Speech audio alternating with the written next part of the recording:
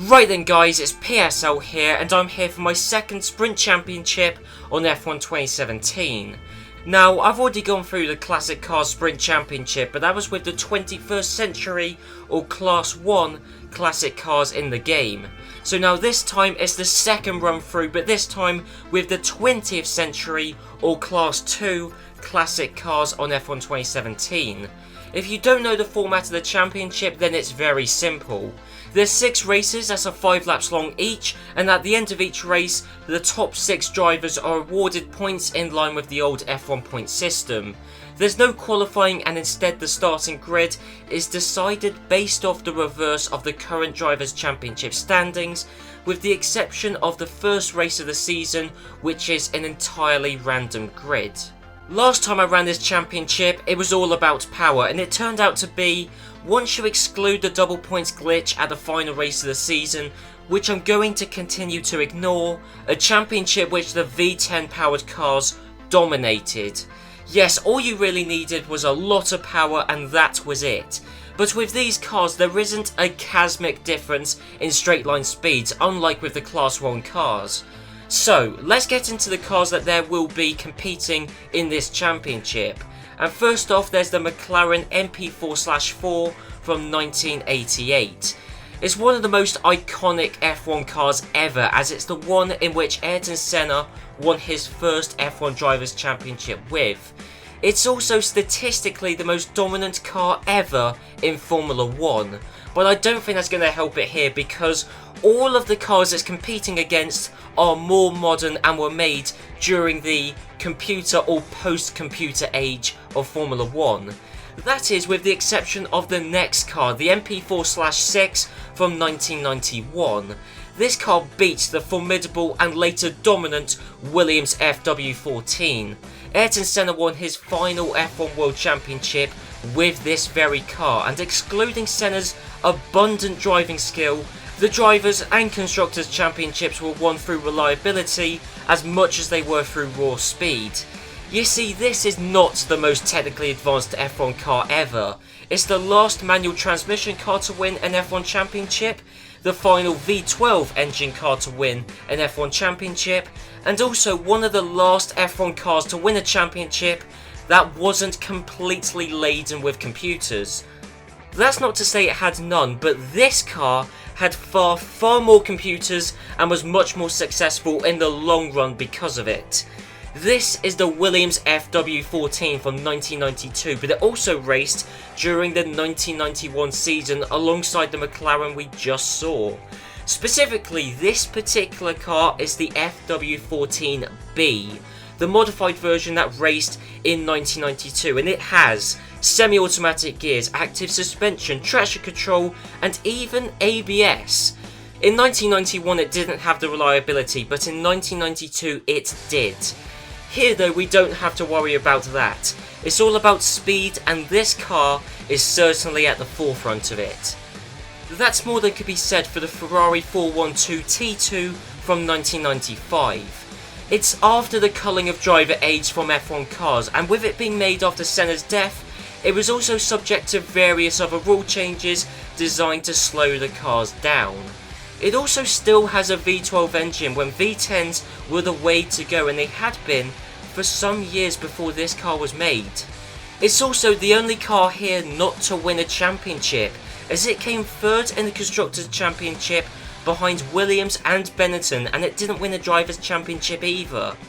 But this is a reverse grid championship designed to level out the field, and this car has a V12 engine, so it could well be quick down the straight, and as we've already seen, straight line speed is a very useful trait to have, so this car could well be a dark horse in this championship. The penultimate car is the Williams FW18, which took Damon Hill to his first and only Drivers' Championship win in 1996. There isn't really much to say about this car, to be honest. The 1995 and 1996 regulations were similar, and so this championship winning 1996 car should easily be quicker than the third place 95 car. it feels much lighter to drive than the Ferrari does, and it is definitely quicker than the Ferrari. But in a reverse grid championship, sometimes having too much speed can be detrimental. If you start too far back and can't make up the places, you've had it, and that Williams could end up being stuck in that rabbit hole. But it's the same rules for everyone, and so it'll be interesting to see how this car fares. Finally, you have the car that was dominating proceedings during the year in which I was born, the McLaren MP4/13 from 1998. This car adapted to the new rule changes in a way which no other team did, and Adrian Newey's design took McLaren to the top of both the Drivers' and Constructors' Championship standings. So it may be the quaintest looking car here, and it may be the only one to not be running on full slicks, but trust me, this car is the true pace setter, and is the one that would easily be winning the championship if it wasn't for the reverse starting grids. On the face of it, the 98 McLaren and the 92 Williams are plainly the two quickest cars here, but with this championship format, anyone can win. Also, the speed difference between the fastest and slowest cars here is much smaller than it was with the 21st century cars, so the slower cars do still very much have a chance. But who will win in this reverse grid sprint championship? Well, the first race of the season is at Silverstone, but just before we head there, I need to announce which car I'll be driving. So, I will be driving the second quickest but most sophisticated car here, the 1992 Williams. It's so technologically advanced that it's by far and away the easiest car of the bunch, in the entire game actually, to drive. But that's not to say that it's perfect by any means, because it isn't. I'll explain what I mean as we go through this series, but first off, let's go to Silverstone. Actually, just before we head to Silverstone, there's the car I'm going to drive, the Williams FW14B, and it's such an easy car to drive that I'm going to up the difficulty level from about 100, which is the maximum I have it on, to 105. Now, normally I don't mention the difficulty level I run because in the comments it just becomes a big dick competition and a point of contention and arguments, but I just wanted to say that this car is so easy to drive that I'm so much more competitive to the AI than I would be if I was driving a car which is a bit trickier to drive. But look, there's a 92 Williams on the front row, and that's car number 98. That's my driver number, 98, that's me, and it was 98 with a Union Jack, so I, in the random grid draw, I think I've been given pole position, and that's my avatar, Nathan Quinn in first. I've completely locked out in the draw there, that's amazing. I'm driving the second quickest car, and in the random grid, I've drawn first. That's brilliant, wow. So there you go. There you go, and it also means that's the first time I've ever seen the grid girls hold up the my driver number, and actually probably the only time ever with grid girls going now. But here is the starting grid. You've got the 92 Williams, 96, 95 Ferrari. You know, it's really, there's not that many quick cars immediately around me, so I think this is going to be a fairly easy race from my position, and it's only 6 drivers that score points in this race with this championship system point format. It's just the top 6 score points, how it used to be back in the day, 2002 backwards. And the setup, yes, this goes some way to explaining what this car is like to drive. It's like a tank. Honestly, the ballast is on 9. Now, normally I would not have the ballast on 9. Okay, with the F2002, I had the ballast on 6. Or 5. 5 if you want a bit of understeer, 6 if you want a bit of oversteer. Here, you have to put it on 9 just to get the car to rotate around the corner. This car is like a tank, but it is so easy to drive and amazingly quick. But anyway, the first race in the Sprint Championship on F1 2017 is underway, and it's a fairly simple start from my perspective. This is the first time I've ever been on pole position on the game, and there you go. Dead easy. Wow. So yeah, that's me into first place. I said that's the first time I've ever been on pole position. It's the first time I ever have been for a YouTube video. It's only the second time ever in this game. I literally earned the trophy you get for starting on pole position in the practice for this video. So there you go. Unusual for me to be starting in first, but there is one of the 95 Ferraris. He started in third. He got a much worse start compared to his teammate, and going side by side into Abbey, the first corner, with one of my teammates, one of the other 92 Williams, and he's had to back out of that. So that is 2 positions lost already for that 95 Ferrari driver. And look, he's got a 1998 McLaren directly behind him, and that 98 McLaren is quick. It's a quicker car, but will it pass down the straights? Yes, it will. Look at it go. That Ferrari has got a V12 engine. And people are saying we should bring back V12s. I tell you what, we should not bring back V12s into modern F1. V10s is an argument. V12s, look, you don't want a V12 because look at that. That Ferrari, that's you know, so old-fashioned to have a V12. And it's from 95, but it was old-fashioned then to have a V12. And not quick, as it turned out, but here you go. My start, I mean, it looked actually quite simple, but a lot of tyre smoke are generated there, but that's not unusual. I've been doing that in F1 games for as long as I can remember. But yeah, there you go. So there's the 96 Williams, my immediate competition, and already he's dropped back. And it's weird, because this car's made by the same team, it's 4 years newer, but that's just a quirk of how the regulations changed. It'd be like, you know, if you got a car from an F1 car from 2004 and 2009, the modern car would be much slower, and that's just how the regulations worked. But here you go, the newest car though is the quickest, the 98 McLaren, started in 12th, and already he's got one of his, well, ancestors to just squeeze past going around the first corner. Bit of wheel banging, luckily no spins out, no collisions there, so actually as clean as it could have been, given the fact I think they were going 3 wide round the first corner. So here we go. Here we got the 95 Ferrari, which got off to a better start. So he started in 4th, very quickly became 3rd. I think he's actually going to make a move on the 1996. Williams just up ahead, but there you go. There is a, I think that's a 98 McLaren that's just gone past him, and a 92 Williams around Stowe. So he's lost 2 positions going around Stowe, and this Ferrari, brilliant sound. It makes, it's such a unique sound on this game, but even with a V12 engine, not all that quick. He was catching up with the slipstream on the 96 Williams, but I mean, just look at this McLaren. It's such a... I would never give an F1 car this term, because I think it is inappropriate for an F1 car, but I think given the circumstances, it suits this particular one perfectly, and that is that this McLaren, it's almost like a pocket rocket. Look, it's made its way up into 2nd easily. But I would say it is a pocket rocket because it's so much narrower and smaller, generally speaking, than all the other cars. It's the only car here that looks like it's too small for its own tyres. It looks cute compared to the other cars here. And I mean, the 92 Williams, I said it drives like a tank. It also does look a bit like it. It looks, you know, as big and bulging. And it's also coming down on the final podium position holder. So this is my teammate trying to get past the 96 Williams, going around Luffield. He's going to take it down the inside. He's been spun off, actually. And there you go. That was 4th place, but that is long gone now. Stuck on the side. He's got to wait, of course, for a clean break in the traffic so he can rejoin the track safely. Well, I say safely. He was facing backwards on it there, but there you go. 20th place.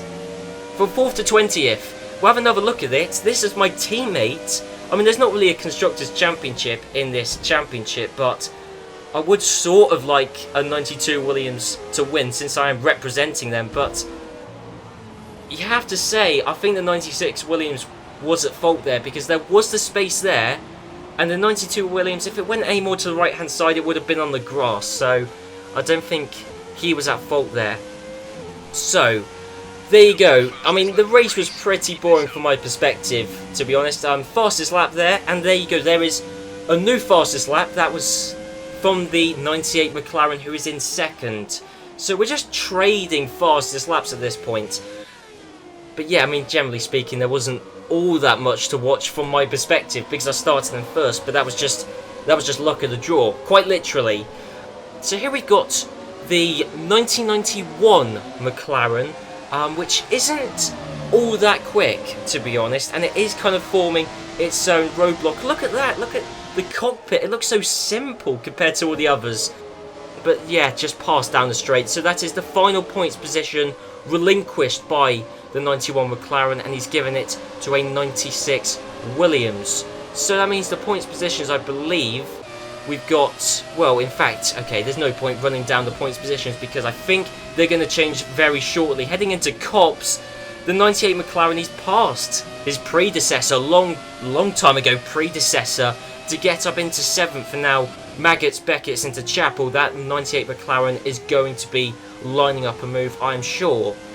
Third lap done, and not a new fastest lap for me actually, but I think we could see another new fastest lap. There you go, from Howard Clark in 2nd in the 1998 McLaren. So I was in 1st, and I took 1st easily, but I'm not the quickest guy out there, not at all. So here we go, we've got a 1996 Williams in 3rd place, a long way back from the 98 McLaren and from myself, but a good way ahead of the cars behind him. There's two 1995 Ferraris who are desperately trying to cling on to 4th and 5th, and that's allowed this quicker, more modern car to just pull away. So he's having, I'll be honest, the top 3 are having quite simple times. I'm just cruising around in 1st. Guy in 2nd in the 98 McLaren, he's just cruising around trying to catch up, but it's in vain really. A new fastest lap from myself, and the guy in 3rd, good way ahead of cars that are slower than him anyway. So the top 3 positions are, it looks like they're going to be set in stone. But of course, you know, there's more to this race than just me, but this is me coming across the line to win the Grand Prix. I'll be honest, when I was in 1st, when I saw the pit girl holding up, the grid girl, sorry, holding up the board with the Union Jack 98, I knew that was me, and once I knew I was starting in 1st, the race was over, effectively. Good thing this was F1 2017, because if this was F1 2014 or previously, there would have been no point me making this video, but because it's from F1 2015 or afterwards, it's from this generation of F1 games, we can actually watch what the other guys are doing, including this 98 McLaren, who, he didn't have the benefit of starting in 2nd, he started well further back, We'll find out exactly where early in a little bit, but he started well further back, finished in 2nd, and then you got the 96 Williams, started towards the front, made a few overtakes, and then just comfortably will take 3rd. But of course, a little quirk of this game, I crossed the line, and you know, the replay stopped recording once you cross the line, so we'll just take the game's word for it that the 96 Williams crossed the line. But the battle for the final points positions, this is really the battle for 4th, 6th and 7th. There's also the 8th place and 9th place cars. It really is a train for 4th backwards. So the top 3, we had quite a boring race, but we've got a 98 McLaren. He's trying to pass, I think that's a 96 Williams. There's also 2 V12 powered Ferraris he's trying to get past. Into Stowe, he's got past the Williams, and there's just a couple of corners left to go on the final lap of the Grand Prix. We got the 98 McLaren, but of course the replay stopped recording because I won and finished the race, which is annoying because if you look in the race positions, that McLaren passed the Ferraris.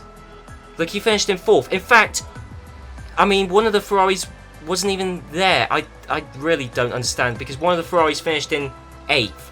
Jay Latourneau was either in 4th or 5th, and then he somehow was overtaken by both 98 McLarens and a 96 Williams in the final 2 corners, which I find hard to believe, but we'll never know how the game attempts to justify that logically. But there you go, my teammate who spun out finished in 18th, so he actually, even though he was spun out and was in stone dead last, he still made up a couple of places. And here is the Drivers' Championship standings, which is just a reflection of the race results. But this is only one race of 6, there's still 5 races left to go, and there you go. Look, the 98 McLaren, he certainly didn't have the benefit of starting in 1st like I did, so there you go. You can see where everyone started and finished, which it really is, you know, the more interesting way of looking at this race is the race director screen. But anyway guys, I hope you enjoyed this episode. If you did, be sure to leave a like, comment down below, and I'll see you guys next time for the Spanish Grand Prix, the second race in this championship. And it's going to be more interesting, at least from my perspective, because, well, it's a reverse grid championship, let's not forget. So now that I'm leading the championship, I'll be starting the next race in stone dead last, 20th place. So there'll certainly be action from my perspective, and as I think you can tell just by watching this video, there will be action up and down the field. We've got 98 McLarens who are extremely quick, you've got 91 McLarens less so.